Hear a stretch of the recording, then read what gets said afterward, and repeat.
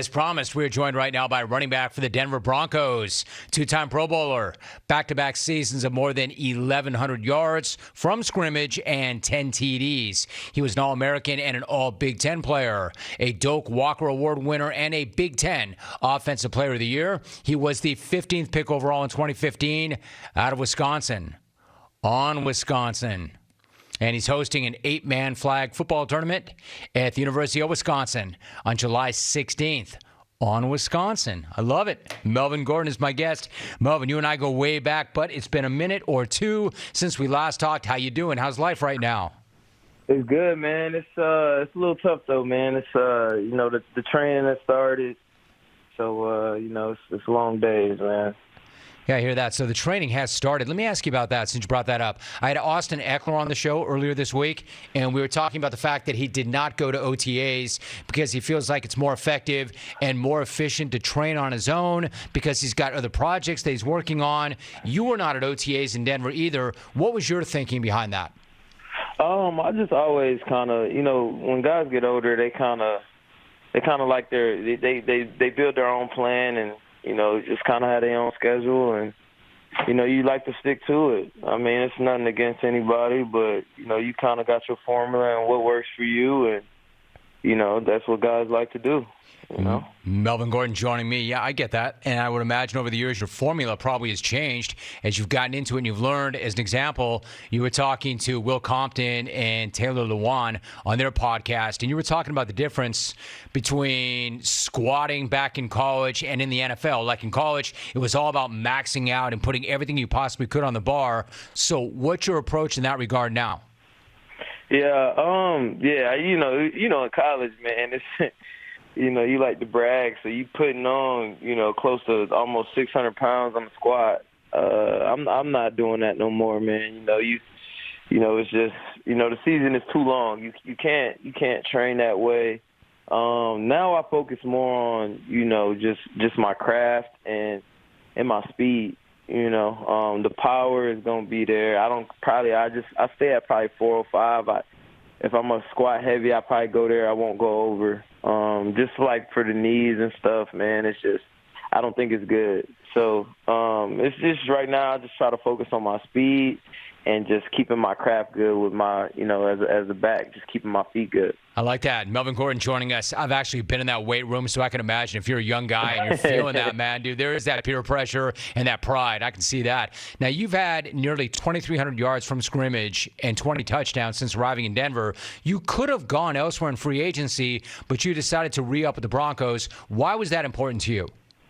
Man, Russell was a big part of that. It was crazy, man. We had a lot of conversations, and I was doing my best to try to get him here. A lot of people, I seen a really trash article about me and saying Russell needs to bring him aboard, and what people don't know, I was even knowing that it was a possibility I wouldn't be with Denver. I was still saying everything, talking up every player, offensively and defensively, to get Russell to Denver, we had plenty of conversations. We had talked about it. And me and him being able to play on the same team is something that we've wanted to do for a long time, man. And, I kind of, it kind of sucked that came out, but it's whatever. Because they don't know the backstory and, the conversations that me and Russell had leading up to him being on the team. Now, did I make a difference? No. Probably not. Maybe not. But, down from the offensive lineman, down from every position I named, okay, this is this guy, this is what he does well. He's young, but he's going to be good. I talked about Quinn. I talked about how I think he's going to be one of the best guards in the league one day and be one of the highest paid guards. Like, we had plenty of conversations that people didn't know about and still don't need to know about verbatim, word for word. But like I said, not knowing that I would even be here, man, I talked up Denver to the max, because it's an opportunity I know he wanted, and I know that this team got the chance we got the players to really make it, man. And a big part of me staying is because of him and the relationship with the guys, man. Like I said, I hate change. I really don't like change. I got a great relationship with the guys here, and then the head coach bring like a different feel, man. It's so different now, man. I'm telling you, you want to go to work. You know, it's lovely, man. Talking to Melvin Gordon, that's a really interesting answer, Melvin. You talked about there being a trash article. I guess you're talking about that Denver Post article that got tweeted out. I want to read the quote so the listeners understand what we're talking about here. They tweeted out an article about you last week with the caption, quote, "Depending on whom you ask, Melvin Gordon is either an underrated, strong, confident, misunderstood, fantasy league workhorse, or a selfish, me-first, fumble-prone headache." End of quote. Let me ask you, man, I'll get your reaction to that, but when you put up the numbers you've put up and you're the kind of teammate you've been, do you hear something like that and does it roll off your back? Sounds like maybe not. Or does that kind of piss you off and is it unfair? That pissed me off. I could care less about the fumbles or all that other, jazz that they was talking about. It's what kind of irritated me was the bad teammate part. Like, I've never had a teammate ever, since high school, since Little League, ever tell me that I was a bad teammate. Like me and a few other players that I know, we pride ourselves on being, good teammates and being good role models in the locker room. Now, when I get in the media, I don't sugarcoat anything. I keep it real. I feel like people like to disguise what they really say, what they really want to say, and what they feel about certain situations. And sometimes I don't. It is what it is, and Kareem Jackson, he says what he feels. I mean, it is what it is. What's the point of holding back? I mean, but for them to say a bad teammate is just like, I really pride myself. That's something I really pride myself on. In the locker room is just, just bonding with the guys. I talk to different guys, I hang out with the defensive guys really more than I do offensive guys. I talk to the special teams guys. I have a relationship with everybody, with Sam, with Mike, I was locker mates with Shelby. Like, he was one of my favorite teammates. So for them to say that, I guarantee you can ask any teammate that I've ever been with, top to bottom, if I'm a bad teammate, and they'll look stupid, So that kind of bothered me a lot because that's the first time I've ever heard that. And like I said, I take pride in being a good teammate, man. Because them boys is all we got. Melvin Gordon, my guest, I was going to say, dude, I mean, I'm on the outside looking in. I'm not inside that locker room, but you and I have been talking for so many years, and you mentioned Kareem. I had Kareem on recently. I had Justin Simmons on recently. You're on today, and this is not a coincidence. I like having guys on that approach it just the way you said, by keeping it real. There's no need to sugarcoat it. It's not that you're coming for anybody per se. You're just being real and upfront and honest, and I appreciate that. That's always good, I think, for the individual and for the show.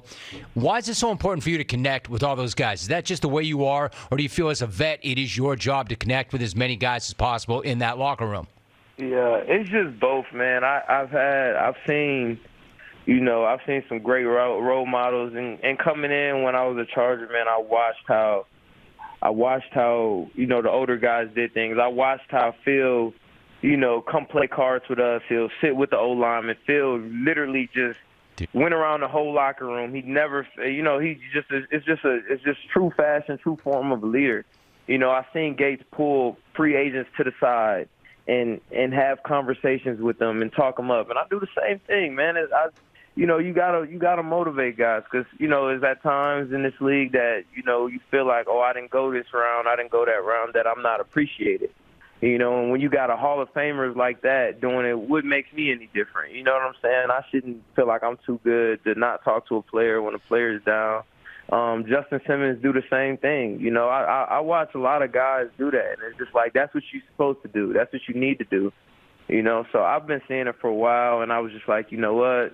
When I'm an older guy and people are looking at me like that, I'm going to do the same thing as those guys, you know what I mean? So when I seen that, man, I was just like, bro, that's a slap in the face because, I've watched those guys for so long do that and said I want to be just like them, you know what I mean? So they just don't know any better.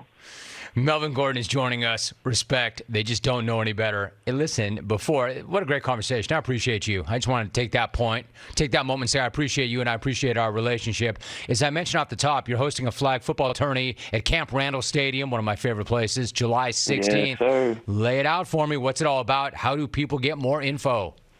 Man, it's me and it's a lot of guys that's from my college, man. We just wanted to do something, just for the community, man. Have guys come out and compete, man. We love that. You just go to melvingordon.org. It's my site, man. /event, and you just sign up there, man. I think it's just for guys for $10,000, man. For guys, honestly, to just come out and compete. We got different gifts. And I think it's dope to, that, Madison was, willing to let us go back. I'm trying to get Jonathan Taylor there. We're going to have a big group, a herd of running backs that went to Wisconsin. We're trying to get Monty there. I don't think James could make it. Dare should be there. So it'll be a group of us that, just want to go out there and see guys have fun, man. And it's at Camp Randall. I wish I could have played in the 7-on-7 tournament for $10,000 at Camp Randall. Like, what the heck? I'd have been out there balling. I'd have put some guys from up the street, my quarterback Gino from high school. We'd have been out there trying to make some plays, man. So $10,000 is a lot to people. To some, it's probably not. But to people who don't have it, man, it's dope. And all you have to do is come out there, have a good time, and compete, man. I love that. We're excited about it. What's better than that? That is great. How about Ron Dane? Can you get Ron Dane back there? We're going to try, man. Ron is always around, man. He got a little office in there, man. So, maybe he'll pop down, especially with all the backs. It's a good opportunity for all the backs to be there. Me, JT, like I said, Monty, all those guys. Unfortunately, James won't be able to make it. But if Ron could come down there and, I think Braylon. So, man, if those guys can come, man, that'll, and all of us get a group picture, I think that'll be it's the best, man. Lit. It is the best. It will be lit. It'll be dope. It'll be any word you want to describe. It fits there. I've been there. I'm part of that Badger family now. Badger Mafia on Wisconsin. I'm behind it. Melvin Gordon, 2-time Pro Bowler, running back with the Broncos, keeping it real and set the record straight in a few things. My man, I appreciate you. Great to have you back, Melvin. Always, man. Hey, thanks for having me, man. It's always an opportunity. My man. And I love to, take care of you. Always, my man. We've been doing this a long time. Melvin Gordon right there. Great talking to him.